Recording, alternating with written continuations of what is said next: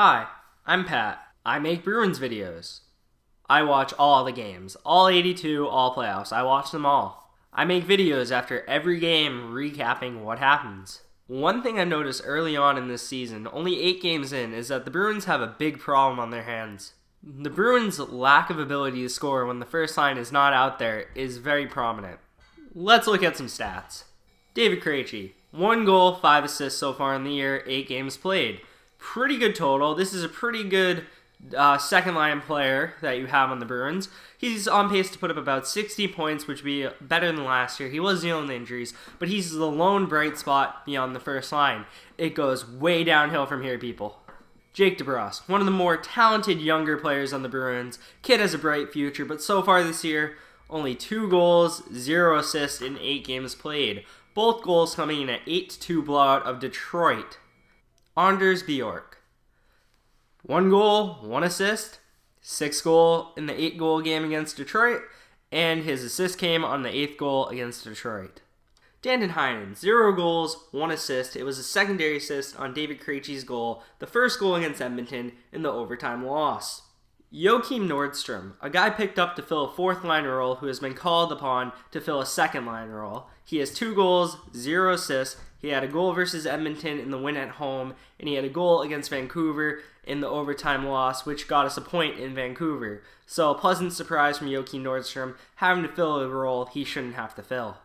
Ryan Donato, the man who had 5 goals and 4 assists in 12 games played last year, only has 1 goal and 0 assists in 7 games played so far this year. He honestly looks like he should be in the AHL. David Backes, your 3rd-line center with 0 points on the year. Bjork, Donato, Backes, Heinen, Nordstrom, and DeBrusk combined for 8 points on the year. 4 of those 8 points came against Detroit, the worst team in the NHL, in an 8-2 blowout. You also have a secondary assist and a power play goal, along with Joakim Nordstrom's 2 goals. Outside of David Krejci, the 2nd and 3rd line have not been getting it done for the Boston Bruins. Your first line in Boston contributes 36 points, while your 2nd and 3rd combine for 14 points. That means your first line has over double the production of your 2nd and 3rd line combined. The way I see it, there's really only 3 options. This one being by far the stupidest. You could just ignore it and say, the young guys will figure it out eventually. The second one, which I think needs to happen to address a few issues, is trade for players who can score. You have a huge hole at your 3rd-line center. Riley Nash did a good job filling it. I'm not sure David Backes is the guy. He just can't get any offense going. And for all the grit and defense he brings, he doesn't have any offensive upside to him.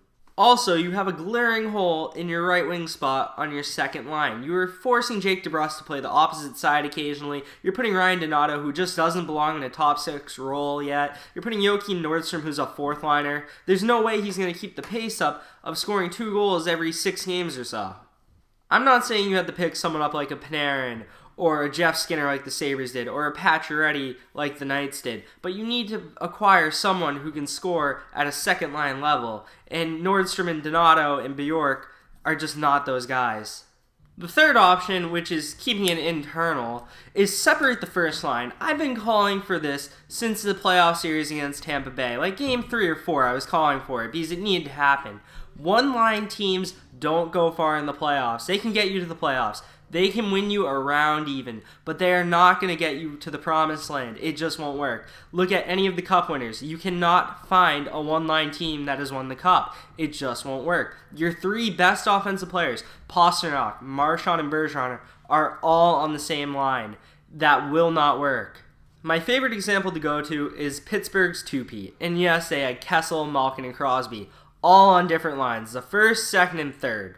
The Penguins' 3rd line was leading the playoffs in scoring at one point.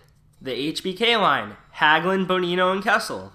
Now, I'm not saying to separate Marchand, Bergeron, and Pastrnak all the different lines, but I think you really need to drop Marchand or Pastrnak down to the 2nd line to help them score at least. It just isn't fair to put Krejci out there with all these young wingers without experience who can't consistently score. They should especially separate the first line if they do not acquire a real top 6 right wing.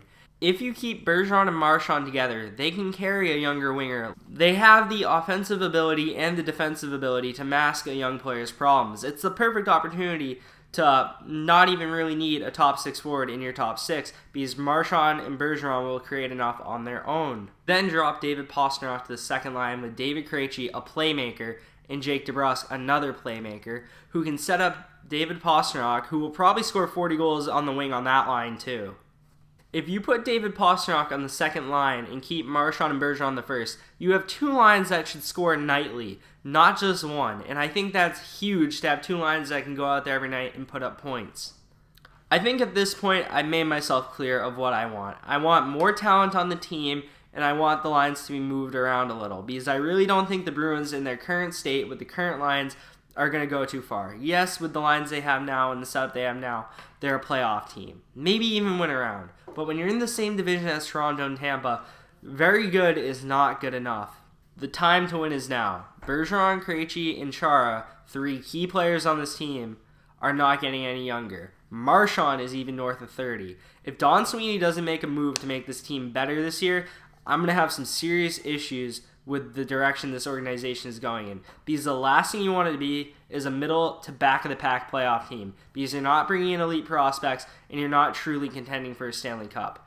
Now, I think the Bruins can contend for a Stanley Cup, but they need to bring in that player. They need to be like the 2011 Bruins, where you bring in a Nathan Horton, like the 2006 Hurricanes, where you bring in a Mark Recchi or a Doug Weight. You got to bring in these players to make the team better. That's my thoughts on the Bruins right now. I really just want to see changes, I want to see improvements, and I want to see them sooner rather than later. If you have contrasting thoughts to mine, please let me know in the comments section. If you like my video, please hit the like button. And if you like my Bruins coverage, hit the subscribe button down below. That really means a lot to me if you hit that. The next video I'm going to be doing before tomorrow's game is discussing Charlie McAvoy's contract extension talks and what I think is a fair deal for him and what I think will get done. That's all I have for you this time. Go Bruins!